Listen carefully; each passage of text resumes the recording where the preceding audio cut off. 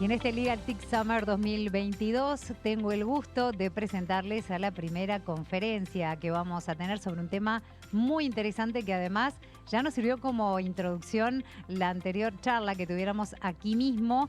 Vamos a presentarles a dos personalidades del mundo jurídico que van a estar conversando sobre los desafíos del equipo legal en una compañía tecnológica. Es por eso que tenemos aquí con nosotros y presencialmente a Florencia Castañola de Buyer y Regules. Muy buenos días, muchísimas gracias por acompañarnos. Muchas gracias. Un placer. Brevemente les voy a contar, muchos de ustedes por supuesto ya la conocen. Florencia es abogada, también escribana, se especializa en operaciones financieras, tanto locales como internacionales, reestructuraciones de deuda, operaciones de deuda soberana, oferta de valores, así como en brindar asesoramiento en aspectos regulatorios a diversas empresas del sector financiero, en particular en el área fintech.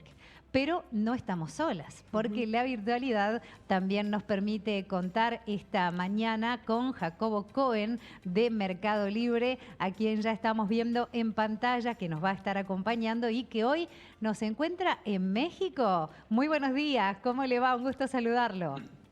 ¿Qué tal? Buen día, ambas. ¿Cómo están? Sí, estoy en México. Me encantaría estar ahí en Uruguay con ustedes, pero bueno, con viaje de trabajo me encuentro en México. Bueno, las maravillas de la Y tecnología. con laringitis, así que mil disculpas, pero estoy un poco afónico. ¿Cómo está el tiempo por allí en México?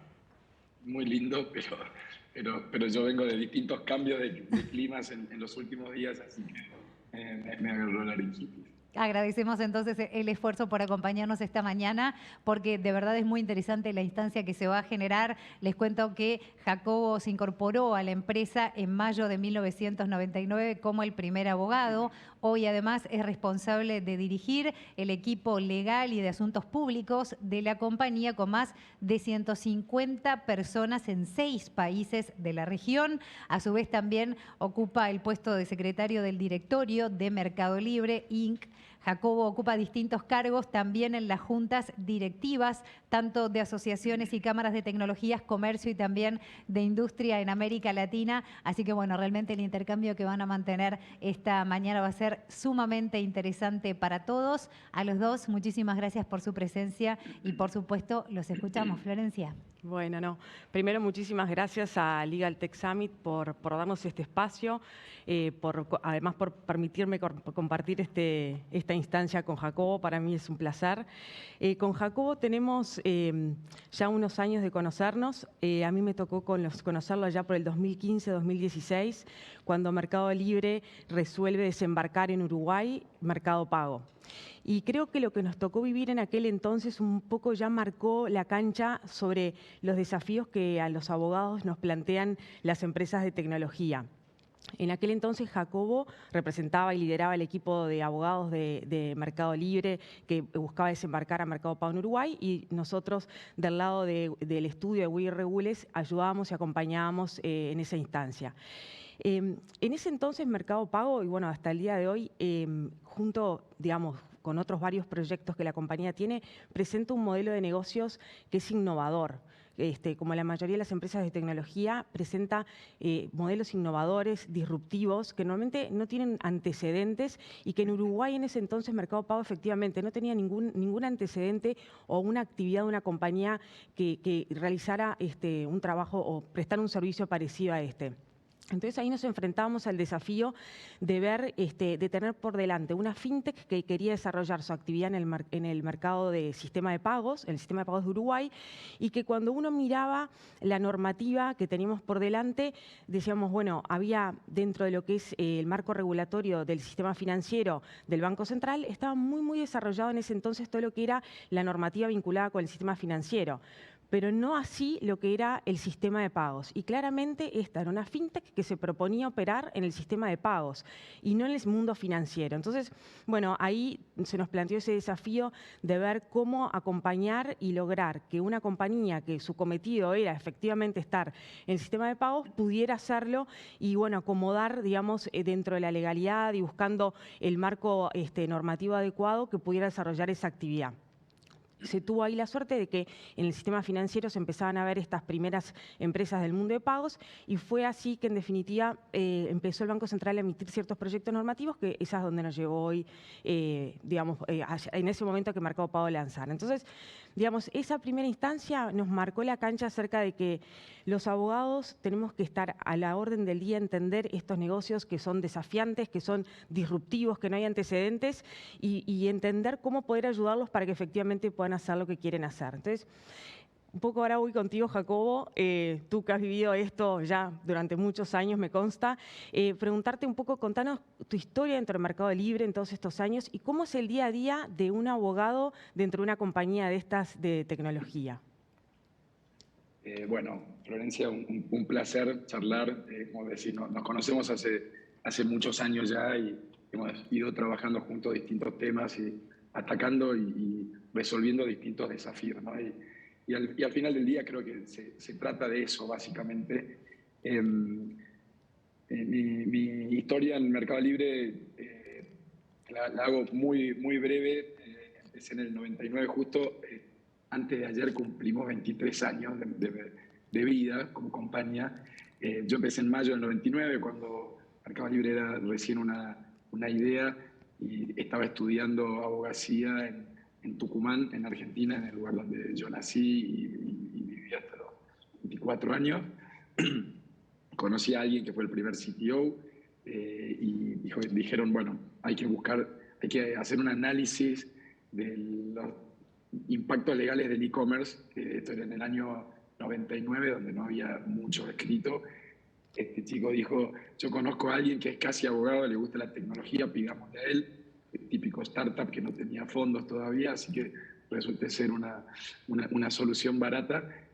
Hice este análisis que llevó un par de semanas, hablé con Marco Galperín, con el fundador, tuvimos una excelente charla sobre un montón de cosas más allá de lo legal. Bueno, y después me pidieron los términos y condiciones y le gustó lo que escribí y ya me quedé como una vez que me quedé como empleado y cuando me recibí ya formalmente pasé a ser el abogado y estuve 6 o 7 años solo, y hoy somos 200 abogados en el equipo. ¿Cómo es un día a día? No podría decirte. Todos los días son distintos. Creo que lo que me mantiene con los mismos desafíos es justamente ese. Después de 23 años me levanto todos los días sin saber lo que me depara el destino para ese día, ¿no? Y lo mismo le pasa a todo el equipo. Hace unos años me preguntaban en una entrevista por qué me mantenía tanto tiempo en el mismo lugar. Lo que yo le respondí fue, ni estuve haciendo lo mismo ni estuve en el mismo lugar. Y eso lo sigo sosteniendo hasta el día de hoy y es lo que le pasa a todo el equipo, ¿no?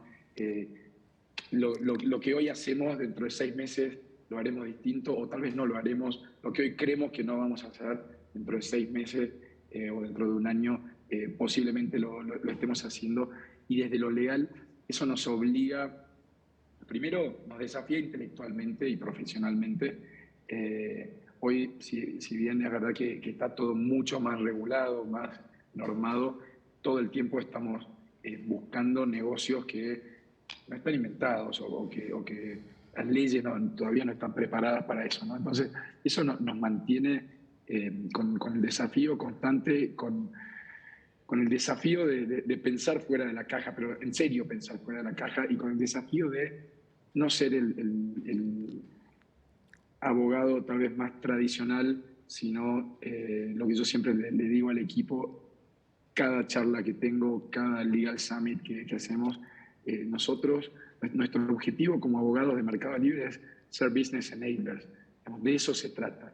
Yo personalmente concibo la abogacía de esa forma y ahora charlaremos si querés un poco más, pero nuestro principal desafío, te diría, es cómo ser un business enabler y que la unidad de negocio nos vea como un socio estratégico donde nos quiera tener sentado en la mesa de discusión y no solo nos den intervención cuando se toque algún tema legal, ¿no? Entonces creo que de eso se trata el desafío. Y yo leí ahí el título, Los desafíos del equipo legal en una compañía tecnológica. Si bien es parte de esto es el desafío, porque obviamente si uno está en oil and gas es mucho más regulado y el espacio para para la creatividad es mucho menor. Hay muchos de los conceptos que me gustaría transmitir hoy que no aplican solo a un equipo legal de una compañía tecnológica, sino que aplican a cualquier equipo legal, ¿no? Y vienen aplicando hace años a cualquier equipo legal, y creo que a mí me gustaría que pudiéramos transmitir algo de eso en esta charla de hoy. Tal cual, y te agrego que el título dice en una empresa, en una compañía tecnológica, pero digo, confirmo que el desafío lo vimos de los estudios de abogados, ¿no? Los estudios jurídicos que estamos haciendo el acompañamiento, conformamos equipos legales donde todos estos desafíos que vos decís se nos presentan permanentemente.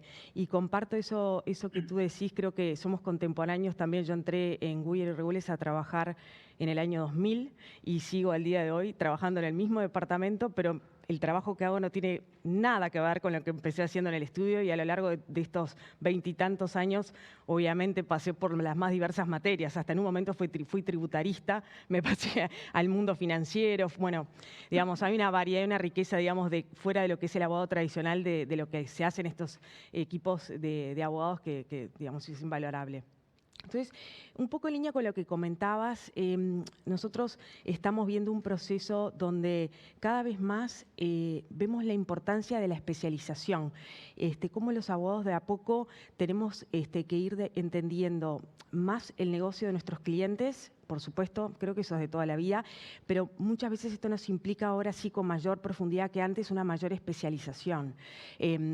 Digamos, Mercado Libre tiene 200 abogados, es una empresa multilatina que me consta que está en varios países de la región, y por lo que vemos y nuestra experiencia de trabajar con el equipo, vemos que además tienen abogados especializados en distintas verticales, ¿no? O sea, tienen un equipo que trabaja en el sector regulatorio, compliance, envíos, credits, etcétera. O sea, y seguro me olvidé de varios, pero entonces la pregunta es, ¿coincidís que es cada vez más importante esto de tener profesionales, abogados, equipos de abogados especializados?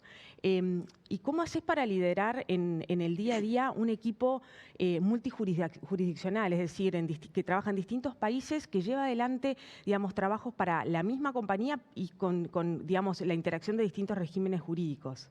Contanos un poco. Buenísimo. Sí, está buenísimo. Mira, yo cuando empecé a armar el equipo de legales, uno como General Counsel o como head de legales, tiene en algún momento que tomar una decisión si quiere tener un equipo chico y de generalistas y tercerizar todo, o tercerizar lo más que pueda, o un equipo muy sólido interno con especialistas. Y yo decidí ir por ese camino, ¿no? Entonces, por eso hoy somos 200 abogados. A lo largo de todos estos años, 15 años, más o menos 17 años que tengo equipo de abogados, fuimos pasando por distintas etapas, y la verdad es que la de hoy, con una reestructuración que hicimos el año pasado y una anterior que habíamos hecho hace 2 o 3 años, yo estoy todo el día pensando en una mejor estructura para mi equipo y cómo sacarle el jugo, y me desafío a mí mismo. Las estructuras que pienso que creo que van a durar 5 años me duran 2, y de eso se trata, ¿no? Hoy tenemos especialistas porque nuestro negocio se ha sofisticado tanto que hoy necesito hoy nosotros tenemos un equipo de FinTech, un equipo de General Practice, tenemos un equipo de Legal Operations, que está dentro de un equipo que se llama Legal Central. Dentro de ahí están distintas funciones que son transversales a todo el equipo, como Legal Operations, protección de datos, propiedad intelectual y demás. Y después tengo la otra pata que es Antitrust, y después por otro lado tengo lo que es relaciones con gobierno. Definitivamente fuimos trayendo gente cada vez más técnica, cada vez más especializada, porque nuestros temas se han complejizado mucho, y cuando uno empieza a navegar aguas reguladas, necesitas al especialista para saber cómo ayudarte a navegar esas áreas, y sobre todo cuando nuestro negocio cambia día a día, que posiblemente la norma quede obsoleta en el momento que se dicta. Digamos, vos lo sabés bien, muchos de los que están en la audiencia lo conocen muy bien, algunos son abogados nuestros y demás. Cuando el proceso regulatorio demora tanto en en llegar a su fin y el regulador tiene un horizonte bastante más acotado, esa ley se termina tornando obsoleta muy rápidamente. Entonces necesitamos a los especialistas para poder a veces jugar al fleje, para navegar, sobre todo sobre los bordes, porque el regulador normalmente es demasiado conservador y lamentablemente en el mundo fintech lo que se necesita es no tanto conservadurismo, no tanto que se regule a la fintech con un prisma como si fuesen bancos, que es lo que el regulador conoce, sino más bien que se ayude a direccionar el crecimiento de la fintech, ¿no? Porque las fintech generan sobre todo inclusión financiera y formalización de la economía y demás. Entonces, para responder tu pregunta, te diría sí, nosotros necesitamos cada vez más abogados especialistas en la materia, porque nuestro trabajo se ha puesto y nuestro negocio se ha puesto súper sofisticado y desde lo legal principalmente, particularmente en el mundo fintech. Por otro lado, cómo se pueden o cómo manejamos los temas interjurisdiccionales. Les cuento, yo tengo una segunda línea que son mis reportes directos, que son los heads regionales de estos equipos que te contaba, y después hay gente local en cada uno. Nosotros hace 4 o 5 años tenemos un moto en el equipo que es One Team, que es clave cuando uno tiene un equipo interjurisdiccional, que todos se piensen como parte del mismo equipo. Cuando uno tiene un equipo muy grande, empieza a haber temas de clima, empieza a haber temas de subculturas dentro del equipo. Entonces nosotros por eso hace ya unos cuantos años tenemos este concepto de One Team, que no importa dónde estés, no importa cuál sea tu especialidad, somos todos un único equipo de legales y relaciones con gobierno, y eso hace que todo sea mucho más fácil, porque el que está en México y lanzamos, no sé, créditos en México, lo va a llamar probablemente el de Argentina, lo va a llamar el de Brasil y le va a preguntar cómo hicieron con el lanzamiento de créditos. Entonces, nos compartimos mucha información, nos comunicamos mucho, hay muchas instancias de diálogo y de comunicación, además de las cabezas regionales, pero nosotros no somos ese equipo que le manda las cosas predeterminadas a los equipos locales, ¿no? Yo creo mucho en el peso de lo local, entonces no quiero ser ese equipo central de legales que, estás en algún lugar de California y le mandan al abogado de Argentina un contrato template que no puede modificar nada, es solo fill in the blanks. Nuestro equipo no está formado de esa manera, sino que es al revés. Tenemos un template, pero cada país lo acomoda a las mejores necesidades, ¿no? Entonces, de eso se trata. Te digo que ahora yo estoy en México, pero yo hasta el 2019 viajaba muchísimo, la pasaba yendo a todos los países con todos mis equipos, y la pandemia me ayudó mucho. A nosotros como equipo nos ayudó mucho la virtualidad, si querés. Hoy hablo más con mi reporte directo que lo que hablé siempre. Hoy hablo todos los días, tengo mi staff meeting y nos vemos todos una vez por semana, entre ellos se hablan, ya no se necesita necesariamente del viaje para reunirse, ¿no? Y eso permitió, con este concepto de One Team, que las segundas, terceras y cuartas líneas también puedan comunicarse y saber en todo momento qué es lo que está haciendo el otro. Buenísimo, ¿no? El valor de la comunicación y la facilidad que nos ha dado durante la pandemia y post-pandemia, el poder estar interactuando permanentemente en forma simple con gente ubicada en distintos países, la verdad que imagino la ventaja para ustedes. Y aparte, ahí resalto mucho el tema del enriquecimiento que genera también el tener abogados, me imagino, en distintos países, porque, digamos, lo que va sucediendo en un país, tarde o temprano es probable que toque en otro, entonces tienen, me imagino, ese intercambio que lo deben vivir en el día a día de lo que va sucediendo en uno y poder trasladar la experiencia que ya vivieron en un país a otro, ¿no?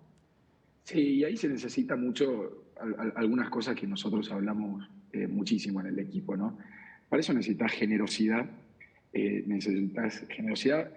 la gente para poder compartir, necesitas humildad del equipo para poder preguntar y para poder decir cómo hiciste esto y poder acercarse, necesitas una buena comunicación, necesitas una que el equipo esté amalgamado y que el equipo entienda entero cuál es la misión, cuál es el objetivo, cuál es nuestra visión como equipo.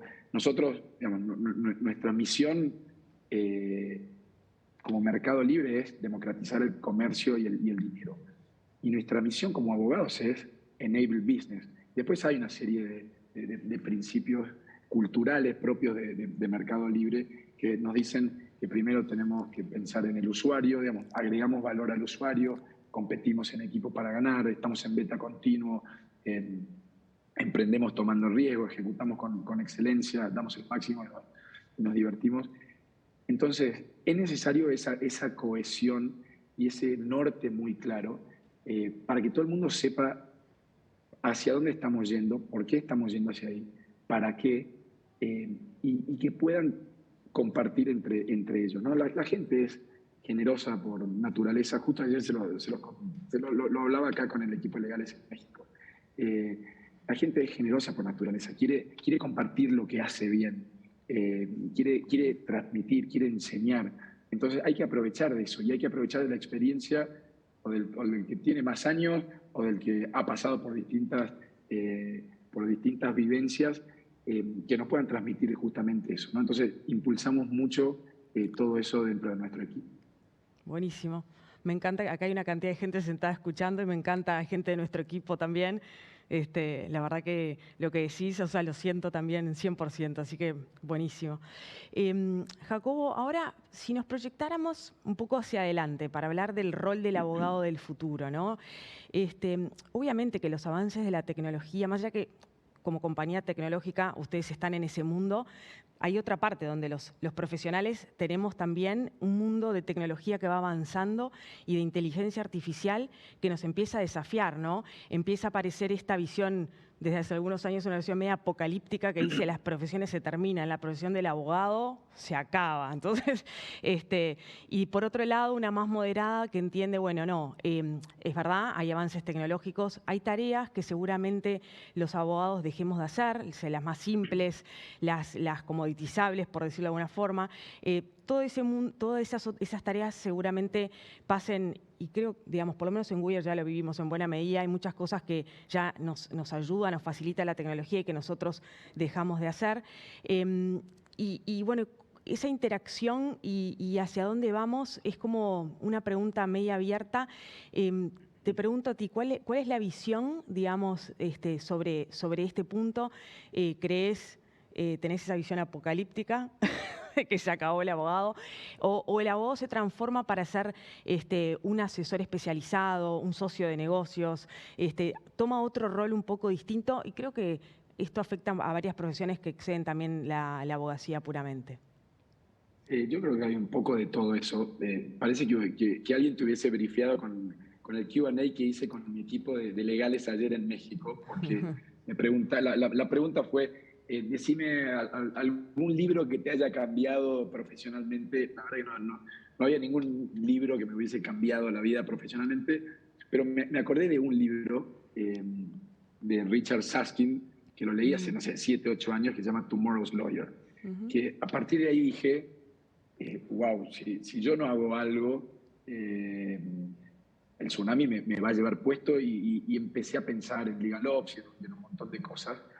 Cuando hablabas hace un ratito del abogado del futuro, me acordé de ese libro que ya tiene unos cuantos años. Yo te diría que no es el abogado del futuro, es el abogado del presente, ¿no? del que tenemos que hablar.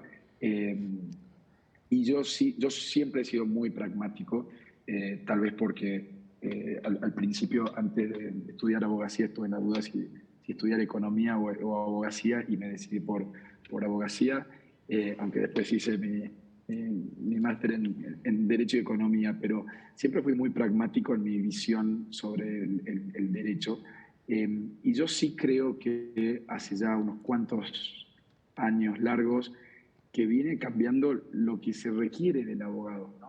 Que los abogados no nos demos cuenta del todo es otra historia, pero sí lo que el cliente necesita de nosotros abogados. Y por cliente hablo de cliente interno, externo, no importa si estamos en una empresa o en un estudio jurídico. Creo que el cliente busca lo mismo y es que lo ayuden a hacer negocios en la generalidad, ¿no? Obviamente, o a resolver conflictos. Creo que en el mundo de hoy, donde todo se ha tornado tan eficiente y donde los tiempos se han acortado tanto y donde incluso la paciencia se ha agotado en la gente, en las empresas, en los estados contables, en los resultados financieros y demás, del abogado se espera otra cosa, ¿no? Se espera otra velocidad, otro tipo de asesoramiento, se espera, para mí, que esté arremangado, sentado en una mesa para ayudar a hacer que las cosas sucedan, no a decir cómo las cosas no van a suceder, ¿no? Que no van a suceder, ya todos lo saben en la sala. Nosotros creo que estamos justamente para lo otro. Y en eso, también creo que el valor agregado que tenía el abogado hace 30 años no es lo mismo que el que tiene hoy. Sobre todo para mí, porque casi que se acabó la asimetría de la información. Hace 30 años había una asimetría de la información absoluta, del que no era abogado no tenía manera de saber nada, salvo tal vez los contadores, pero el que no era abogado no sabía nada de los temas legales, nada. Hoy todo eso se terminó. Hay partes del ejercicio de la profesión cuyo valor para mí ha ido cambiando. Para mí un ejemplo clásico de eso es el registro de marcas. Cuando nosotros empezamos registrando marcas para Mercado Libre en el 99, el mundo era otro y no existía demasiada tecnología y la revisión o el monitoreo del registro de marcas era con un librito que llegaba a cada uno de nuestros estudios y había gente mirando que no hubiera ninguna marca ni ningún logo parecido. Y hoy, ¿cuánto vale registrar una marca? 50 centavos de dólar, un dólar. Es hasta que digamos, si todos los registros de propiedad intelectual del mundo hacen unas APIs, abren sus registros y cualquier emprendedor arma un programa que te registra tu marca y le aplica inteligencia artificial para buscar después que no se parezca ningún nuevo registro a la tuya, el valor de eso es muy bajo. Ahora, el abogado de marcas debería estar asesorando en temas más estratégicos de cómo registrar una marca, de cómo proteger la marca a nivel regional, cuáles son 5 pasos más allá de lo que está pensando la empresa para ver cómo lo haría mejor. Y creo que con eso aplica a todo lo que nosotros hacemos. Entonces, yo te diría, nosotros en nuestro equipo somos muy pragmáticos, nos hemos vuelto cada vez más pragmáticos.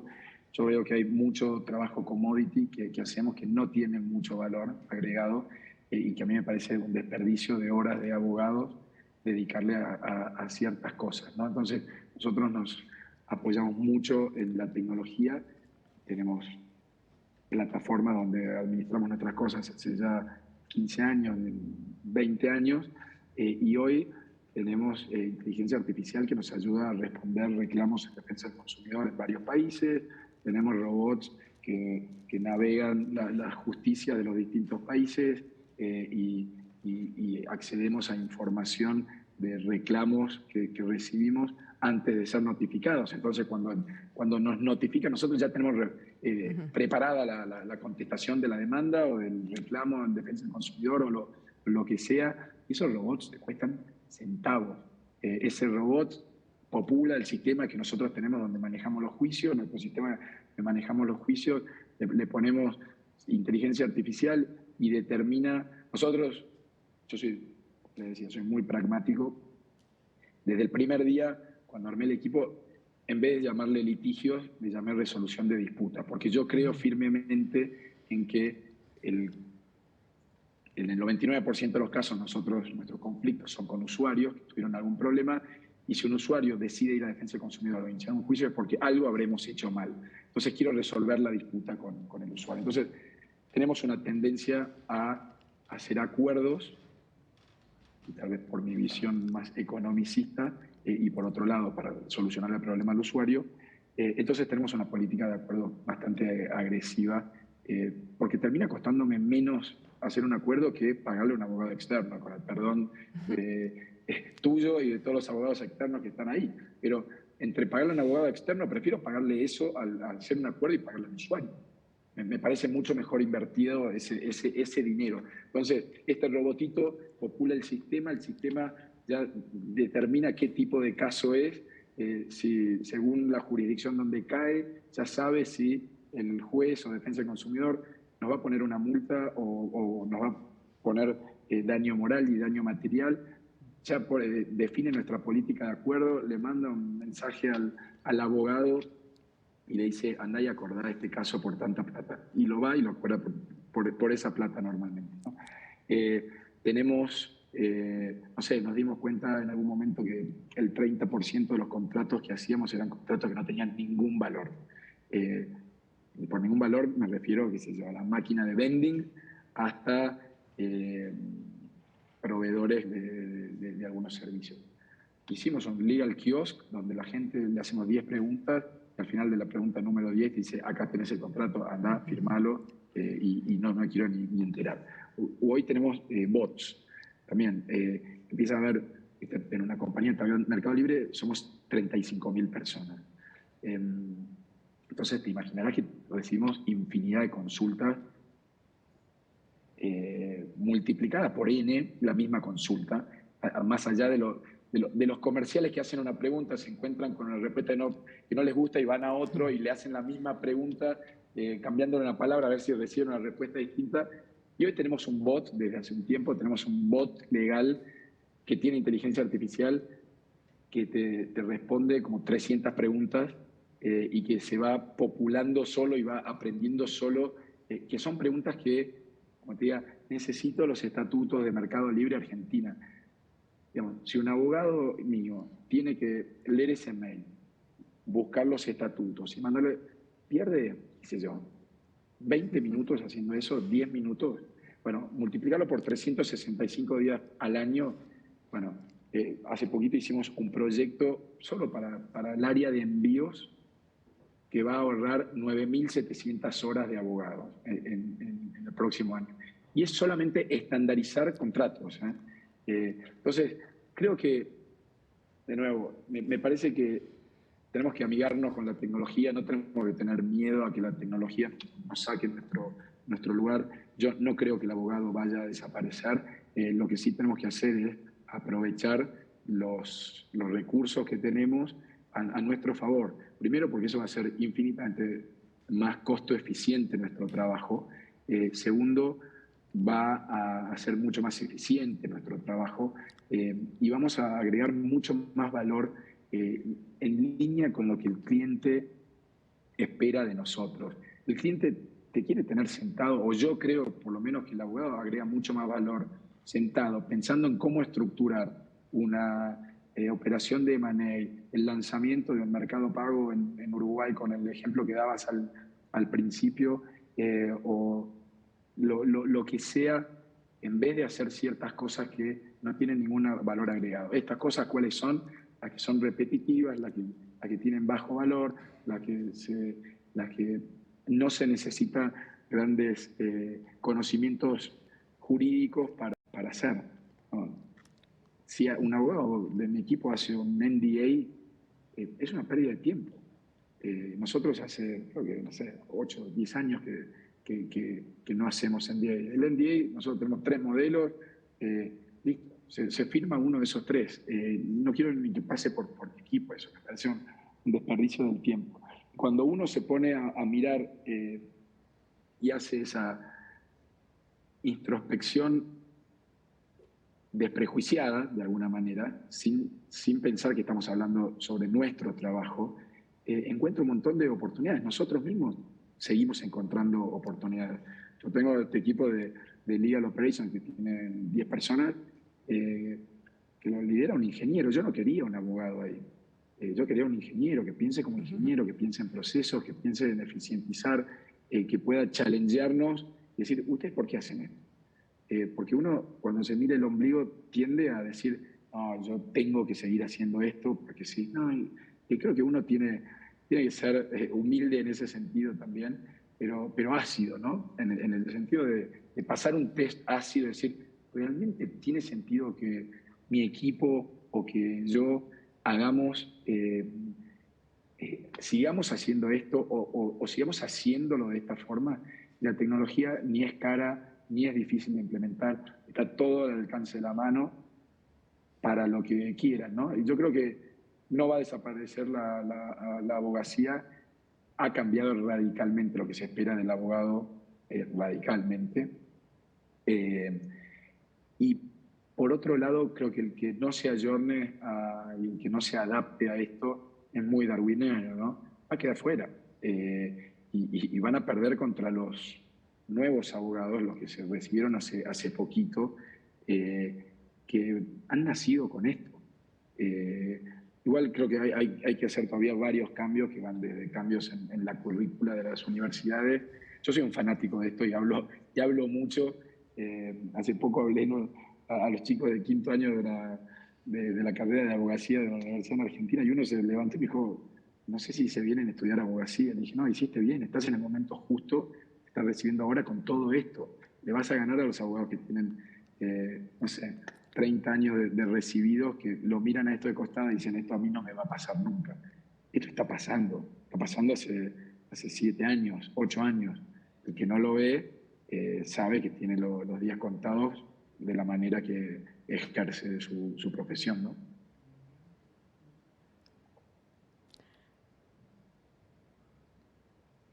Creo que acá quedamos todos medios nerviosos por todo lo que dijiste. O sea, no sabía si se había cortado la comunicación, el silencio creo que me sí, preocupó. quedamos todos medios acá escuchándote atentamente. En buena parte es lo que vos decís, lo estamos viviendo, pero creo que se va a seguir profundizando y bueno, acá el desafío es seguir estando al día y poder tener a la tecnología como aliada, como mencionaste. Sí, 100%. De mi parte, Jacobo, a ver, ha sido un placer tenerte, así que te agradezco de ya y te dejo para que des tu mensaje final que acá te esperan atentamente. Dale, bueno, gracias. La verdad que un placer, me encanta poder hablar de estas cosas. De nuevo, soy un fanático de ciertos temas. Por suerte estoy en una compañía que le transforma la realidad a la gente y ha transformado la vida en Latinoamérica. Y yo desde mi rol de General Counsel de una compañía tan importante también quiero aprovechar para ayudar a transformar la profesión. Creo que hay muchísima oportunidad, muchísimo espacio.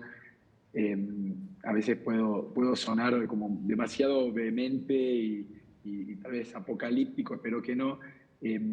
Pero lo que quiero es justamente mover la estantería, ¿no? Que de eso se trata, salir del statu quo. Yo creo que el rol del abogado ha cambiado muchísimo. Cuando uno está en su zona de confort, por ahí no tiene la capacidad de ver los cambios que están sucediendo al lado. Y el tema con eso es que uno queda obsoleto rápidamente, ¿no? Entonces, la tecnología yo no la veo como un desafío, la tecnología no la veo como una amenaza, sino lo veo como todo lo opuesto y veo que puede empujar nuestra profesión y nuestra performance a lugares que antes no llegábamos, porque nos permite sacarnos de encima y estandarizar ciertas cosas que de otra manera, haciéndolas a mano o haciéndolas con un abogado, para mí serían una pérdida de tiempo. Yo creo que lo que hay que hacer es armar primero rodearse de la mejor gente posible, armar un buen equipo, establecer cuál es la cultura de ese equipo, que todo el mundo tenga claro cómo tiene que ser la ejecución. Es fácil hablar de todo, probablemente a todos les pregunte y todos digan, no, nosotros ejecutamos con excelencia, pero les aseguro que ustedes cuando preguntan qué es ejecutar con excelencia, cada uno de sus equipos va a pensar algo distinto, les va a decir una cosa distinta. Y ahí empiezan los problemas, ¿no? O sea, para mí ejecutar con excelencia es hacer las cosas bien, hacerlas simples y ahorrar los compromisos, punto. Eso es dificilísimo, hacer desde nuestro rol de abogado, hacer algo bien y simple.